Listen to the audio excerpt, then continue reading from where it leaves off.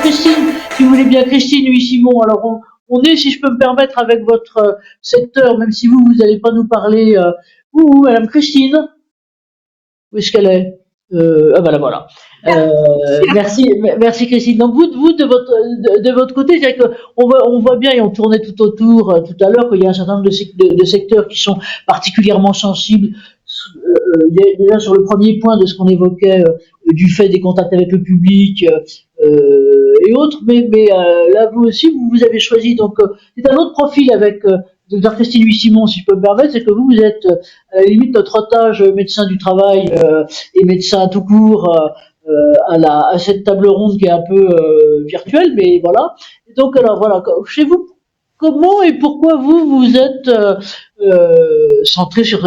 notamment centré sur cette question, Christine.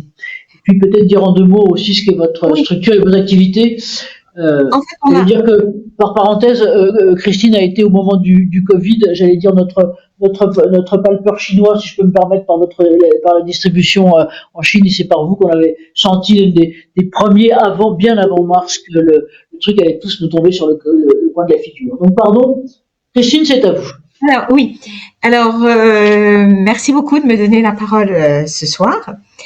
Oui, notre entreprise a une majorité de femmes qui sont nos employées et je n'ai pas besoin de le redire, mais les violences se produisent absolument partout. Alors au sein des foyers, et c'est ce dont nous allons parler maintenant, mais de tous les lieux dédiés, les activités communautaires, les lieux de soins, on en a parlé, je ne reviendrai pas dessus. Mais nous avons un credo, enfin en tous les cas aux Galeries Lafayette, et ce depuis 2019, on se dit que où qu'elle se produise, l'entreprise peut jouer un rôle important et on a même le devoir. Alors, quels sont les atouts de l'entreprise dans la lutte contre les violences faites aux femmes? Le premier atout, c'est que je trouve que l'entreprise est terriblement contrariante de la stratégie de l'agresseur. Elle désisole la victime et elle la valorise, ne serait-ce que par son travail. Ces deux points-là, ça suffit souvent pour permettre à la victime de retrouver confiance en elle, de retrouver une certaine foi en l'avenir et d'être aidée. Alors évidemment, tout ça n'est pas aussi simple et la première des difficultés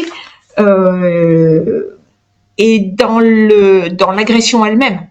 Toute personne agressée ou victime de violence commence par vivre, moi j'appelle ça le temps d'enfouissement, le temps de déni, le temps de latence, le temps de l'écureuil malade qui enfouit des mauvaises noisettes.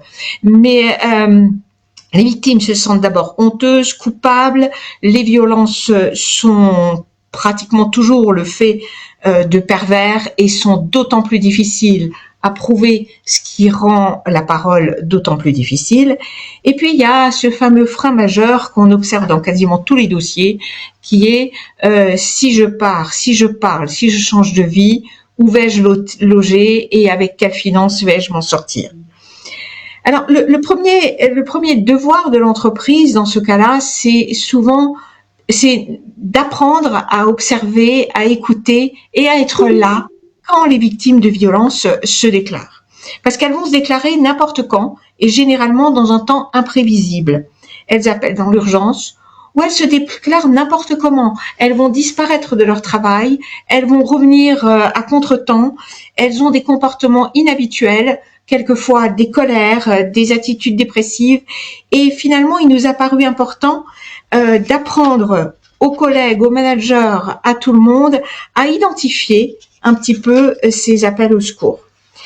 Alors, pour ce faire, l'entreprise, et ce depuis 2019, propose des formations qui tournent tout au long de l'année. Elles sont proposées, elles ne sont pas obligatoires, mais elles sont vraiment de plus en plus suivies. Et ces formations, effectivement, apprennent comment écouter, que voir, vers qui orienter.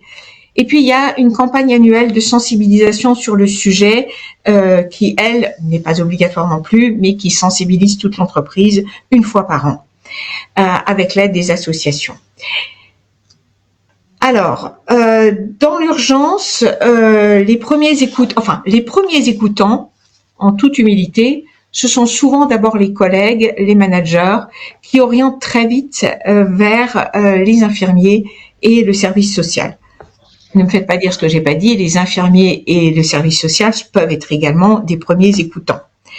Alors, les pilotes, l'assistance sociale et le service médical, qui sont quand même les pilotes de la prise en charge, vont très vite et dans l'urgence agir, savoir soustraire une victime à la violence, la reloger, mais temporairement, j'insiste, puisque le temps long est beaucoup plus difficile, s'assurer du suivi de soins, et ceci immédiat, parce que on a souvent des problèmes de santé liés à la violence, veiller au parcours légal et judiciaire, proposer des aides et des accompagnements, et veiller aux conditions de vie sociale et de revenus. Très vite, donc ça c'est le temps court. Alors je vous disais, dans les atouts de l'entreprise, il y avait le désisolement, la valorisation, mais aussi cette capacité de mobiliser tant sur le temps court que sur le temps long. Est-ce que je peux vous interrompre juste 10 secondes, Christine, parce que alors il y a votre vaisseau amiral, si on veut me permettre, que tout le monde connaît et dont tout le monde vient lécher les vitrines là maintenant au moment de Noël, mais vous avez aussi donc un certain nombre d'établissements qui sont à la fois en France et ailleurs. Comment ça se passe? Parce que vous êtes là, vous êtes au service, j'allais dire autonome et central de santé travail du groupe. Mais comment ça se passe ailleurs? Et vous soulignez, et je vois là, on a la même chose dans le fameux rapport là dont je vous parlais tout à l'heure, qui est sorti tout à l'heure, c'est l'importance des collègues. Donc les collègues détectent, mais après, comment ça se passe concrètement? Alors concrètement, pour ce que je vais appeler les magasins du réseau, ce qui est loin d'Haussmann et du vaisseau amiral, ils savent, donc ils le remontent au manager. On a des référents violence, on en a 2. Et puis ils savent le remonter directement vers le service médical. Je suis le médecin coordinateur et l'assistance sociale. Il y a aussi une association, enfin c'est pas une association, c'est un partenariat. On appelle ça le Lafayette Entraide.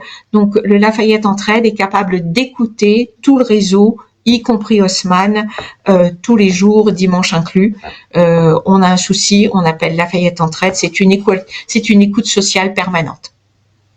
Et donc, à partir de tous ces entonnoirs, si vous voulez, de réception du souci, eh bien, on peut agir, on peut mettre en route l'action de l'entreprise sur l'ensemble des problèmes qui sont quand même des problèmes extrêmement divers.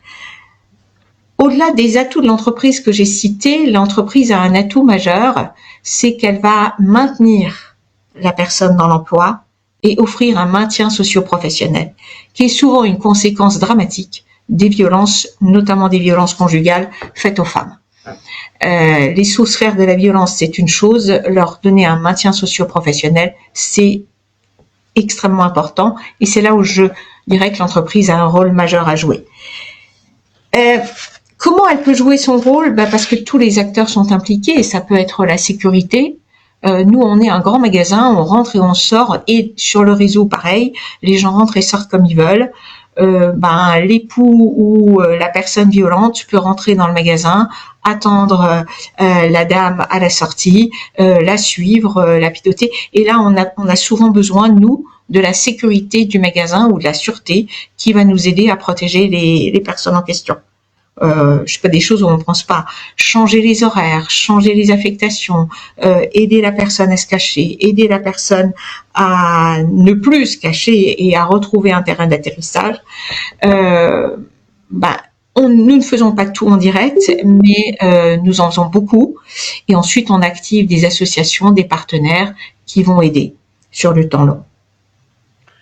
Merci Christine. Et ce qu'on voit bien là, c'est peut-être une question là maintenant, on va pouvoir ouvrir le débat avec tous, si vous voulez bien, mais une question qu'on voit bien là aussi, c'est l'importance non seulement des collègues, mais finalement de pouvoir agir en réseau. Et donc ça veut dire, question pour Christine, mais peut-être aussi pour vos 2 prédécesseurs, prédécessrices déjà sur ces questions, puis pour vous aussi Stéphane sur ces questions de violence familial et du rôle aussi protecteur finalement que joue le travail et que joue l'entreprise. Comment ça fonctionne ces réseaux et cette sensibilisation? Comment vous y arrivez? Si vous faites des formations formelles, est-ce que voilà.